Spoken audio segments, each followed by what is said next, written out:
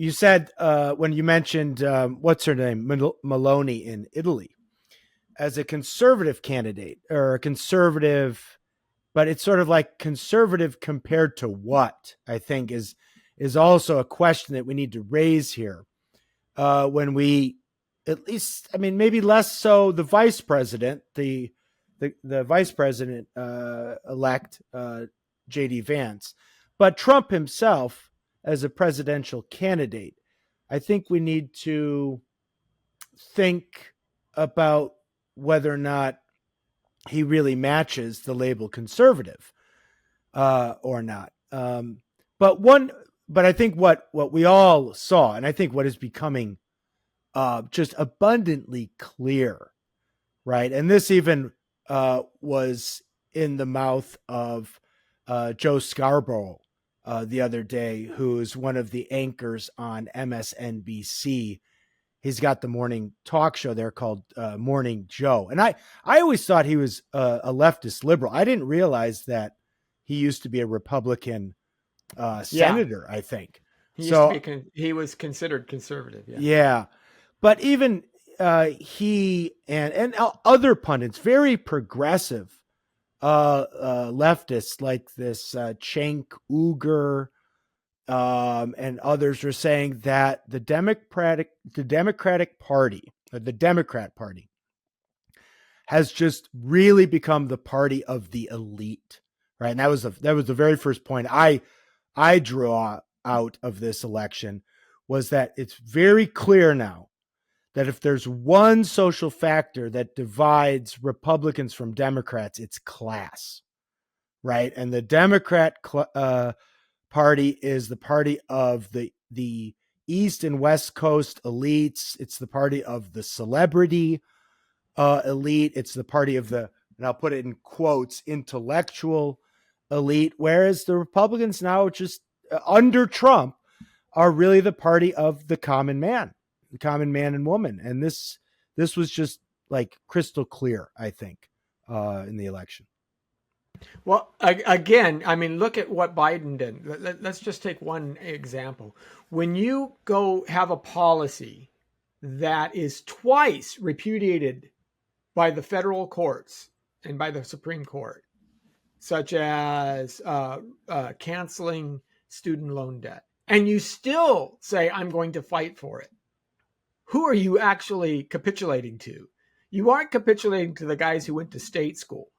You're capitulating to the folks who are carrying $150,000 debt from Yale or Brown or something to that effect.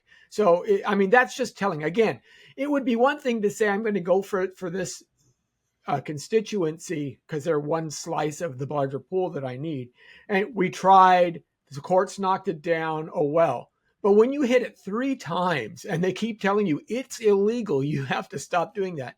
That tells you where your priorities lie.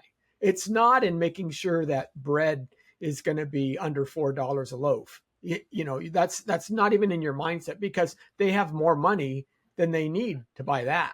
It's just that they just want the benefit of these other pieces of largesse for themselves. Yeah, I know we're talking about ethics and theology, focus on that with regards to politics. So let me bring in a biblical perspective to this as well. I'm not saying that I'm calling Trump a Moses, but I'm seeing a parallel there. Remember, Moses was not raised by a Jew. He was raised in the palace. The reason for that, if he was raised as a Jew, he would have worked as a slave mentality. Whereas being raised in a palace, he knew their methods. And I think Trump was kind of part of that elite that we're talking about. Yeah. And now he knows their game and he's fighting against them. What we need now is that he would have a burning bush experience. That has not happened yet. So I'm hoping and praying that the people he's circling, he has in his circle, would have the impact that we're hoping through this administration in the next 4 years. And hopefully Trump would have that burning bush experience. Well, 2 points there. One, the first point, I certainly, I agree with both. The first one, I think that is incisive and it is accurate. Trump, like some of the liberals that supported him, that came over in a sense from the other side. The Elon Musks, the Joe Rogans, the RFK Juniors. These are not conservative, at least not socially conservative people, but they're sort of like rebels within the celebrity caste, right? They don't fit into the orthodoxy of the elite circles. And that's what I think Trump is like. He broke at some point, maybe 10, 12, 15 years ago. He started to break away or break out of the circle, the palace that he grew up. There was even, I don't watch this comedian that often because he's pretty crude, but there's a famous clip by this Dave Chappelle, Yeah. and in a comedy sketch where he basically says that in comic form, like Trump knows who these people were, and he broke out of the sort of the clique, and this is causing them a lot of consternation. And he's brought along with him some of these other sort of rebellious, rich and famous people, but who are not walking lockstep with this sort of cultural elite anymore. And I think, but now whether or not there'll be a burning bush experience, that's when we'll get to maybe some of the critical points that I made in the article. That's where, one is still certainly nervous, especially as we saw in the lead up on the social issues, especially the ones that really matter, the moral and ethical issues that really matter. There's a lot of wavering and even maybe a step or two backward from where he was in the first Yeah, term. it's gonna be tough because Moses had to spend 40 years in the desert first, learning to be a nobody. So Trump doesn't have that kind of time. But I do agree that he does not in his bones understand, is not conservatism is not necessarily a core value in that regard. Yeah. But it is interesting that there are certain things that at least he's just commonsensical about. For example, one of the things, and I don't want to get too far ahead of this, but one of the things that he did yesterday was he put out an ultimatum to Hamas and basically said, "Hey, you release the hostages, and you have until my inauguration to do so. Otherwise, I'm coming." And you know what? It worked with Reagan. And I think Hamas, they're starting to say, yeah, we want to end the war now. They're starting to talk. Well, you release the hostages, and that's all he had to say. It was clear, it was definitive, and I don't think anybody's going to say, he's not really gonna. I just don't think that that's in the cards. And that was pretty easy, right? That didn't cost us a whole lot at this point in time. So. Yeah. Jacob, did you want to make another point on the cultural elite versus the common man, the middle class dynamic that's going on? Not in particular, but I would say that we need to, here, because we're talking about it, also looking at it from a global perspective, we need to emphasize the fact that theology has taken a forefront. People have realized that you are bowing to some God. And that impacts the way you do your politics. That impacts the way you do your collective existence. And I think that's a major discussion to have, one that needs to continue even after these results have come out. And I think that's an important discussion to have. And I hope those conversations would continue. I'm pushing 50 now.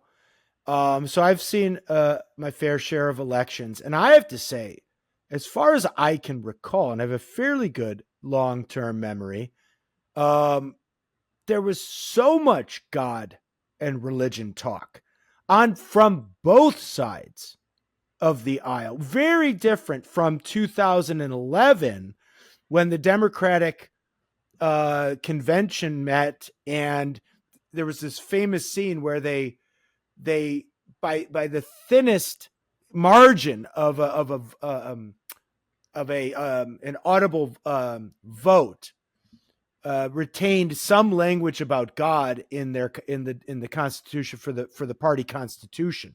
I remember that. I was still in the Army at the time. They kind of forced it through. They didn't want any sort of official God talk in whatever it was, the the party constitution, or description of the Democratic Party. People can look that up. But now it was like, oh my goodness, like Kamala Harris couldn't say God enough, and my faith tells me, and we have no idea what attributes this God has of which she speaks, nor do we really know about what attributes the God of Donald Trump has. But that there was a whole lot of religious and talk and God talk and even Jesus talk. And again, we don't know which Jesus might show up at any of these things. But yeah, that was that was clear. I had never heard that much God and Jesus talk. Yeah, and in one way, when this whole administration, the new administration that would come about, would have to thank maybe Jordan Peterson. Maybe he's not preaching the right kind of Jesus that we would expect him to, but he did, and to the point that people like Richard Dawkins are realizing that you cannot disconnect your faith from your how you develop a culture, how you create a culture. He's calling himself a cultural Christian, right? There are many who are doing that. And so that realization has even come to people who are in Hollywood and other places who were really canceled out for really voicing these ideas. And I think that has led them to then move on to more, not fully to the conservatism, but to the point that they realize that it's a complete failure on the other side. So they have to step in here.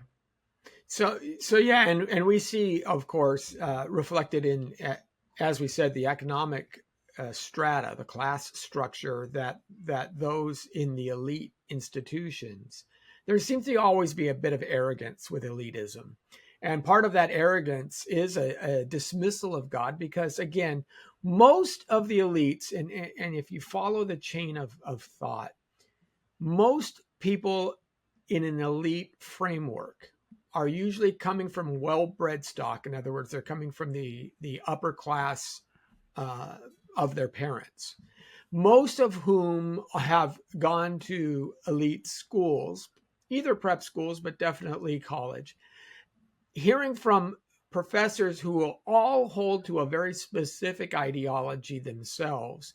And most elitists, it's not that they're smart people. Just because they're degreed people doesn't make them smart. Matter of fact, Wilfred Riley, who's a sociologist, will tell you, if you have a group of people with degrees, their IQ is going to be the same as the general public.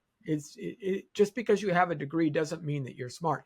If you're smart, you tend to have a degree. Yes, that's true. But the opposite isn't true. Just because you have a degree doesn't mean you're smart. And most people just simply regurgitate what they've been taught. And they believe that that makes them smart. And because they have a higher position of status and they've gone to a higher school, then what their belief is we know better than you and we can talk to you about this. And this is what's been infected in our popular media. The people that are being drawn to the New York Times and ABC, when you apply for those positions, you're looking at journalism schools, Columbia, for example, where, there is a long history of this kind of elitism that breeds these kinds, and that's who they hire. And so therefore you get this same idea reflected back, and the common person isn't part of that. And of course the common person believes in God, and the elite institutions dismiss God as being a fable or frivolous. Also though, and I do think this point is also missed, Konstantin Kisin, who is a British writer. He's actually Russian by lineage, but his Russian parents immigrated, and he emigrated as a Russian citizen to Britain.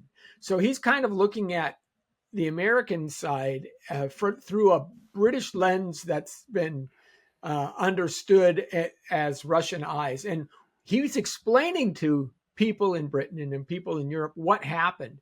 And one of the points he says is, unlike Europeans, Americans have not accepted managed decline. They don't have net zero here.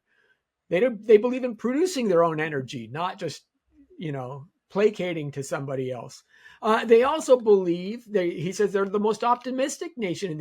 They don't believe that just because you're middle class, you're stuck there. They don't believe in that. They believe that you can get as high as you want. You can, and this is another thing that the common man really wants to continue to hold on to. It's the American dream. Come here, work hard enough, and you can be successful. And Trump projects that. The elite class doesn't. And I think that was huge No, in this election. the elite class tells you you're a victim, and there's nothing you can do unless you let government do it for you. Yeah. Right, which brings Again, me. we want to tell you what to do because we're Yeah. smarter than you and we can make the better decisions. And I think So- the common man saw that hypocrisy, right? While on the one side you're placating or meeting the needs of the elites, on the other side you're running on the platform saying that you are not for the elite. So I think they You're saw saving that democracy. Exactly. Yeah, the You're hypocrisy saving the was choices of the common man. But the common man hypocrisy. says we don't want what you're selling. Exactly. Yeah.